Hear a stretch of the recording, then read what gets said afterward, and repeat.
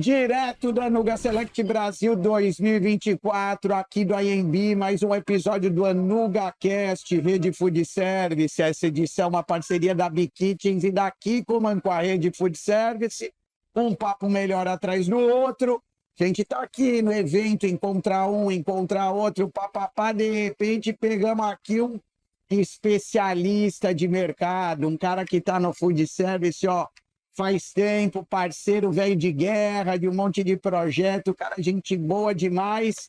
Matheus Moreira. Matheus, que bom te encontrar aqui, cara. Obrigado. Obrigado pelo tempo aí, pela predisposição em participar do podcast. Temos falado com um monte de gente aí da indústria, de negócio de alimentação, e sempre tem que rolar um papo com alguém que conhece o setor de verdade. E legal falar com você que já está com um tempinho de janela aí, tem um monte de experiência legal. Valeu mesmo, cara. Bom, eu que agradeço, Zane, Janes, que são referência também no setor para mim. Fazem um trabalho super bacana com a Rede Food Service, no intuito de disseminar todo esse conhecimento. Como você bem disse, o Food Service é carente de informação, de troca de boas práticas, disseminação do bom conhecimento. Então, um prazer estar aqui com vocês e uma honra grande. Obrigado. Legal, obrigado, cara. E, Matheus, a gente tem trabalhado muito aí os bate-papos durante esse evento. O Janes começou a puxar essa corda, mas com muita felicidade, que é o seguinte: normalmente a gente, os papos, os negócios são muito voltados para o lado institucional das marcas, do negócio. Só que tudo no food service gira em torno das pessoas, e a gente tem focado muito nisso, lado humano do food service. E daí por isso que eu queria começar o papo com você contando um pouquinho. Daí por isso que o Matheus caiu no food service, cara. Como que de repente food service estava na sua vida e você estava inserido nesse contexto? Não, bacana. Pô, tô no Food Service já há 11 anos, né, Janes? Passou rápido, hein? Já passei por 4 indústrias de alimentos, né, desses 11 anos. Mas eu tenho um tempinho maior de estrada, tenho 20 anos de carreira. Comecei minha carreira no mercado financeiro. Cara, eu sou economista de formação, tenho MBA em finanças, e fui para esse lado, né, do mercado financeiro. Depois acabei entrando na indústria de alimentos, para a BRF, né? BRF, trabalhou lá. Trabalhava lá em finanças, em planejamento financeiro. E aí foi quando, em 2013, por aí, eu quis de fato ir para a área de negócios, estar mais na linha de frente, mudar um pouco minha carreira para o comercial, né, sair do back-office, que é super importante, mas ir para o comercial, liderar operações de venda, e acabei indo para o Food Service. Foi meio que por acaso naquele momento, né? Eu tinha conversas com o varejo, também com o Food Service, mas acho que foi uma grata escolha de ingressar no Food Service, e desde então venho trilhando aí, né, a trajetória de sucesso em indústrias. Que legal, e uma experiência bacana na BF, porque você pegou um momento interessante. Isso. Lá, né, de estruturação da área. Exato. Você trabalhou com a Joyce lá um período, Joyce, né? Ali, né, referência aí no mercado, para mim, para muitos outros, conhecem muito. A BRF, eu digo, foi uma grande escola para mim. Várias coisas que eu aprendi sobre o Food Service foi na BRF, depois eu até usei em outras experiências. Claro, a BRF, até hoje, naquela época ainda mais, é um benchmark do mercado, né? Mais na questão de muitas indústrias querendo só colocar o food em uma embalagem grande, institucional. O food não é isso, a gente sabe muito bem. O food é muito mais que isso, é você colocar o operador no centro, ver a real necessidade. A marca no Food Service, ela abre portas, mas ela é menos, né? Representa menos que no varejo. Então, assim, a BRF percebeu isso lá atrás, na minha época, sobre a liderança TV, uma área de suporte a vendas muito forte, chefes consultores. Então, o que a gente vê hoje, colocou um monte de diversas indústrias, com esses conceitos, e a BRF foi, de certa forma, protagonista. Né? E tem até hoje uma operação robusta no food. Então, essa passagem pela BRF foi uma escola para mim de estar entrando no Food Service nessa época. Legal. E você está mencionando essa questão do não ser Food Service, o Jânio sempre fala isso, na embalagem grande. Exatamente, né? E é você colaborar, contribuir com a profissionalização do mercado, dar o suporte para o operador, né? Olhar os atributos técnicos do produto, a performance do produto. Então, muita gente que tem a cabeça só voltada para o varejo alimentar não pensa dessa forma. Então, nas indústrias é cada vez mais importante quebrar esses paradigmas, explicar o que é o Food Service. Por isso que a rede de Food Service é tão importante, nessa educação, no entendimento das pessoas do que é o Food Service. É um mercado enorme, né? Junto ao varejo alimentar. Várias indústrias têm essas duas operações, mas são operações diferentes. Uma premissa que a gente adotou desde quando começou a rede é parar de falar só do grande e trazer o operador. Porque É o operador no centro. que é o que você está falando. Então é o seguinte, é que a gente observava, né, Zane, é que era sempre o grande falando pro grande. O gigante falando pro grande. E o cara que tá lá? O que ele fala? O cara que tem o restaurante que tem o negócio hoje, ele manda o gerente lá comprar. E o cara não tem esse, ou até tem medo da indústria também, porque às vezes a indústria intimidava. Melhorou bastante isso, né? Como que era na sua época? O que você viu isso agora? Eu sei que tem pouco tempo. Como que você vê essa mudança hoje, que é mudança cultural, né? Eu acho que a indústria, todos os elos da cadeia do food, eu vejo uma profissionalização cada vez mais forte, sim, mas acho que tem muito ainda por fazer, né, da profissionalização. Tanto, né, depois da pandemia, o mercado food sofreu bastante, e ainda não recuperou totalmente. A gente vê fluxo das lojas comparado ao período pré-pandêmico, pelo menos 20% abaixo. Então é um segmento desafiador, mas muito resiliente. Eu sou muito otimista, né, no futuro desse segmento, mas é a profissionalização.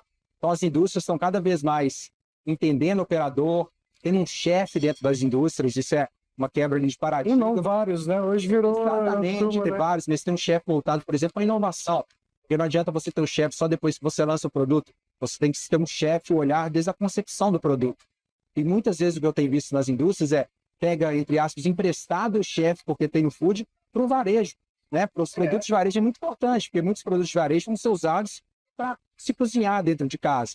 Então tem que ter essa troca entre marketing, né? Entre pesquisa com os consumidores, insights, mas também tem o chefe, de fato, aplicabilidade dos produtos. Você falou isso de aplicabilidade, eu lembrei de um trabalho legal que você fez, num mercado que é difícil, que é um mercado predominantemente informal, e que precisa de muito apoio e suporte com relação à aplicabilidade, profissionalização, que é o de doceiro, o pessoal que usa chocolate.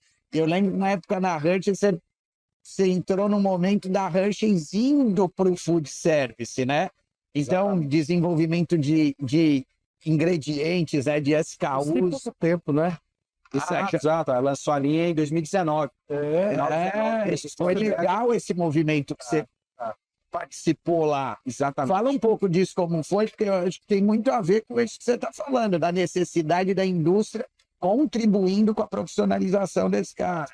Bom, eu fui na Hershey's em 2019, assumi o desafio de liderar esse projeto de food que estava no papel. Então, a Hershey's do Brasil até então só estava nas gôndolas do supermercado como produto para consumo final, certo? Mas o mercado é gigantesco, né? Com players gigantes, globais, concorrência forte, uma concorrência forte, né? Um mercado até diferente de fast food, ainda mais informal, né? O mercado das boleiras, das doceiras é gigante. Então, o food já tem uma informalidade grande como um todo, mas o mercado de chocolates ainda mais. Foi uma experiência ótima essa passagem pela Hershey's, onde eu pude, no início, o que eu mais levo dessa experiência?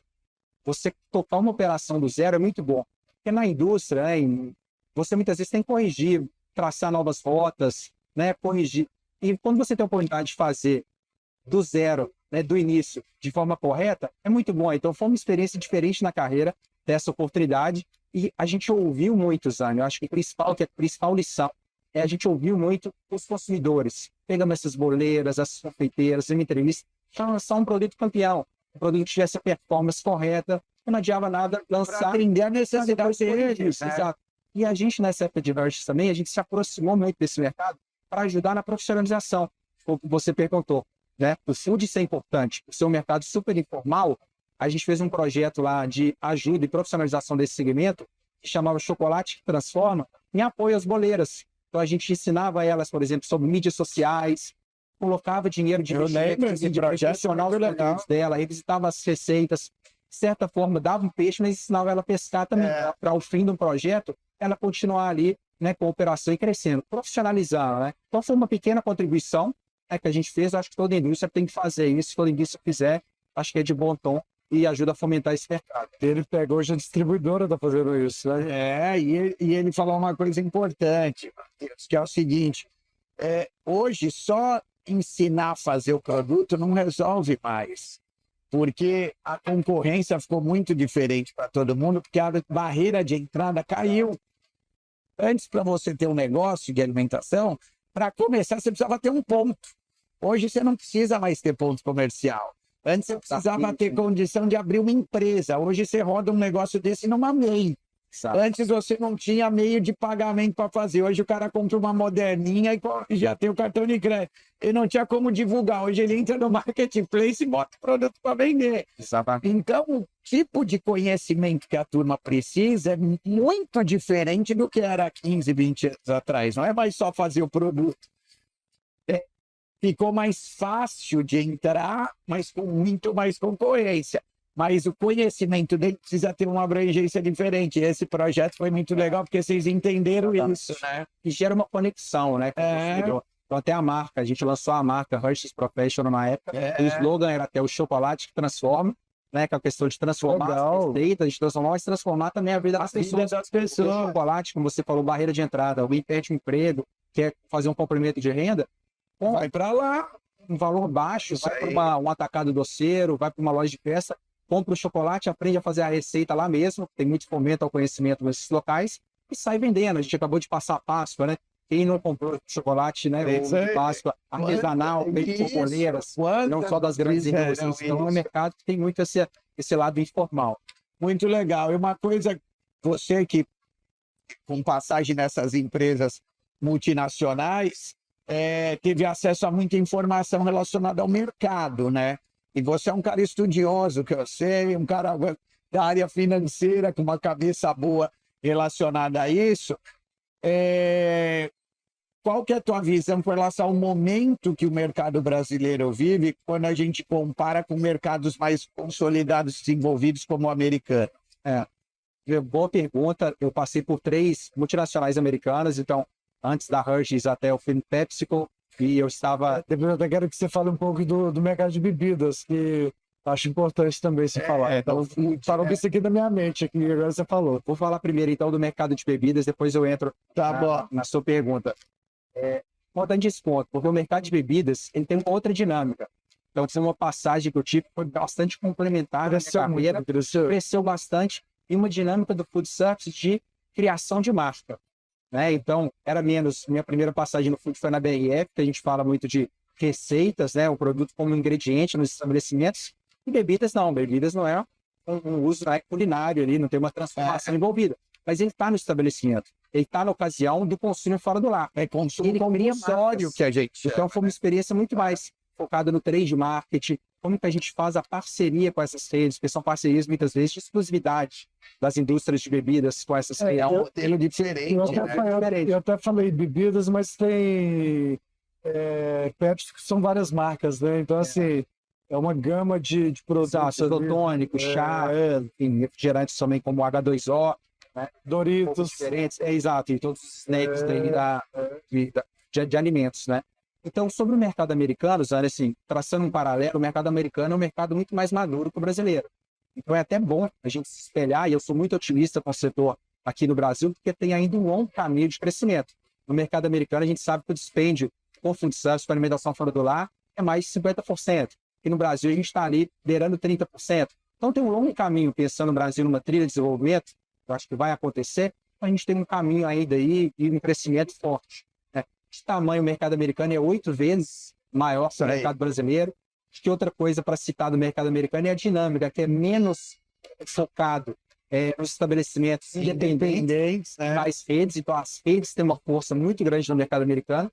E outra coisa é a consolidação dos distribuidores. Então, nos Estados Unidos, você tem poucos players de distribuição, diferente do Brasil, que são números regionalizados, né? E nos Estados Unidos, você tem esses capilares e nacionais, players como Cisco, US Foods, Performance Food Service. No Brasil, tem alguns movimentos de consolidação, mas ainda é nada perto do mercado americano. O Brasil é muito grande, né? E tem muita... São sabores diferentes. Exatamente. Isso é importante conhecer.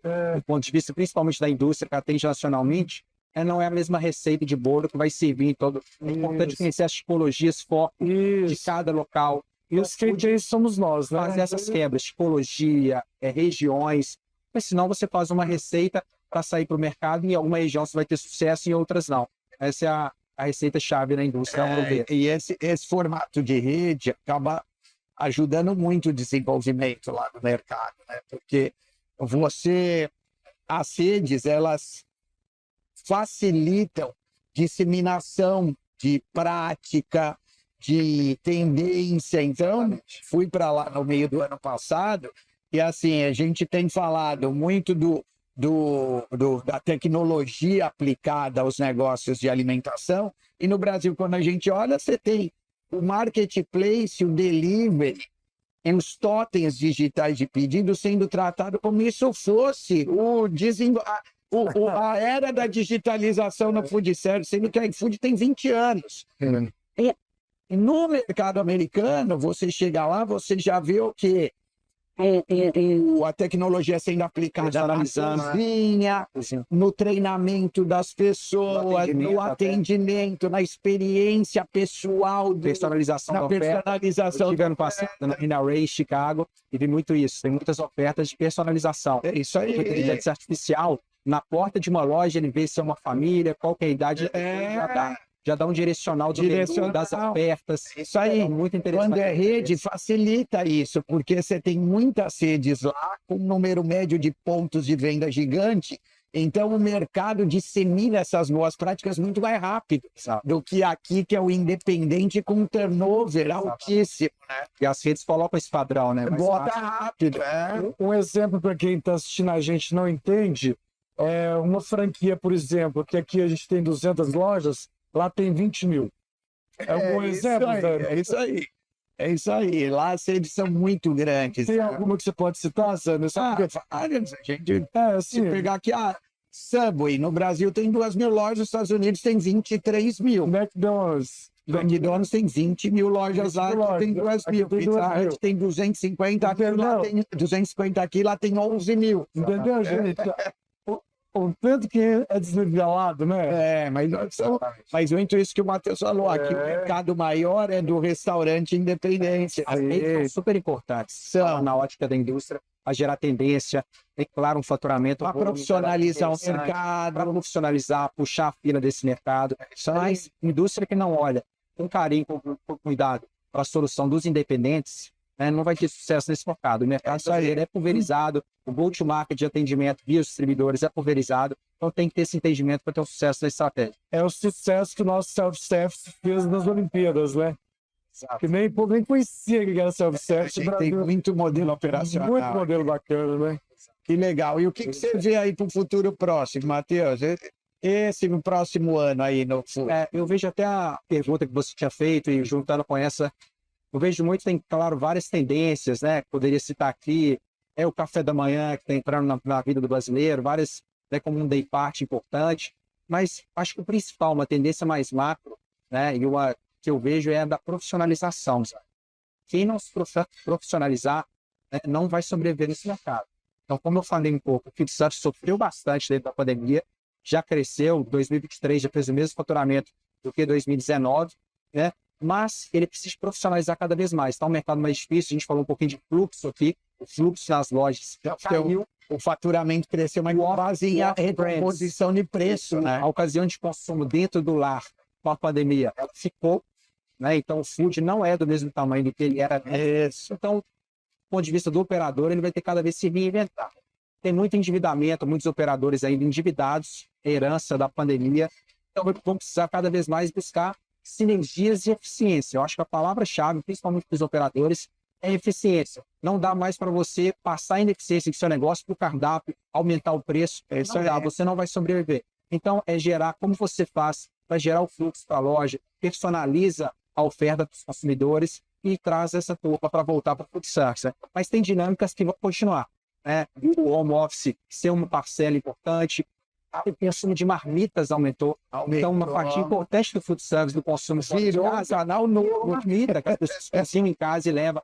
As próprias empresas, os escritórios agora têm espaços de convivência, então prezam por isso. Empresas têm, antes não tinha geladeira, tem várias geladeiras ou micro-ondas para esquentar, então eles prezam por isso. A marmita veio e ficou. Então, são tendências que você tem que entender como um player do food service e como você vai atrair as pessoas para alguns dias na semana, então, que você está comendo a marmita, você ir comer no estabelecimento. Matheus, e você foi cirúrgico quando você fala de profissionalização. E com a pandemia nós ganhamos 20 anos de tecnologia. Então hoje você tem cursos na palma da mão. Então tem como o cara capacitar. Não adianta o cara falar que é difícil, eu não tenho dinheiro para pagar um curso. Não.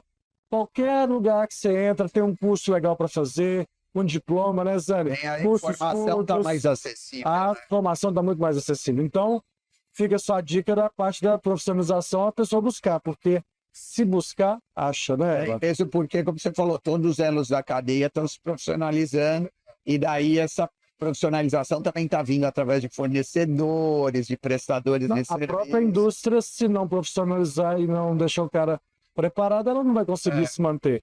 Mas eu sou muito otimista com o mercado, né? As principais variáveis que crescem o food service sempre foram taxa de emprego, renda disponível, a confiança do consumidor. Isso aí. Né? E eu vejo, independente de qual governo que seja, cara, o food service é um segmento bem resiliente. Ele vai sobreviver, ele vai crescer. E essas A variáveis gente do Brasil, provou agora, no Brasil, vão continuar crescendo. A Então, pandemia foi prova de fogo disso. foi prova de fogo. E entender as outras variáveis. Acho que só um ponto para comentar. Por exemplo, as apostas. A gente está vendo hoje tanto que as apostas estão, de certa forma, também roubando. Uma renda disponível do bolso é o tanto no mesmo. varejo quanto no food service. O bolso é um só. Eu li esses dias uma pesquisa da XP que falou que ano passado foram 120 bilhões gastos em apostas. É o faturamento de um Carrefour no ano, de um grupo Carrefour. Então, olha o tamanho disso. Algumas famílias já estão colocando 20% da renda, né, não essencial, que sobra fora ali, alimentação, dentro de casa, para fazerem apostas. Produto novo concorrendo com o mercado. São variáveis que a gente da tem que Bia, estar você atento. lembra? 2 mil por mês que o cara tem. Aí ele concorre com o Smart Fit, você lembra? Containers do filho, Com tudo isso. com um Agora, monte de coisa. esse né? mercado de aposta é um mercado novo. Ele não estava nesse mapa aí. O nosso mercado. Ele estava clandestinamente. Então, mas agora ele Estava está clandestinamente. acessível através da Agora tecnologia, virou uma... fazendo mídia de massa, camisa de time de futebol. E usando os influencers, né? E tem muita influencer que tá ganhando dinheiro em cima disso, Eu né? não sabia que era desse tamanho o mercado já. 120 bilhões ao ano. Muito dinheiro. Tá, e Levantamento comida, da cinema, TV, caiu agora. isso, né? 120 bilhões. Muito dinheiro jogado fora, né? Que poderia estar sendo investido em educação para os filhos, né? Um bom curso, uma boa pizza, um bom final de semana, né, Zânia? Um cinema, Muito bom. cultura, né? Que legal, cara. Papo bom como eu imaginava que seria. Obrigado pela tua disponibilidade aí. Agradeço mais uma vez. O cara conhece. Bastante tempo de janela e não é janela fazendo sempre o mesmo, não. O cara, como eu falei, estudioso, atento aos movimentos, com muita informação, porque ele busca muita informação e que eu tive a oportunidade de vivenciar muito projeto legal na mão desse cara. Matheus, Vocês sempre sabem, bom te prazer, ver, viu? sempre um prazer. Valeu mesmo. Obrigado. Prazer. Aí, um papo melhor atrás do outro, para eu pegar, não esquecer aqui o que o Janes vai falar. Inscreva-se no nosso canal, deixe seu like, para que você tenha mais conteúdos importantes como esse que o Matheus trouxe para nós. É isso aí, direto da Nuga Select Brasil 2024, aqui no Distrito AMB em São Paulo, a NugaCast Rede Food Service. Já tem mais.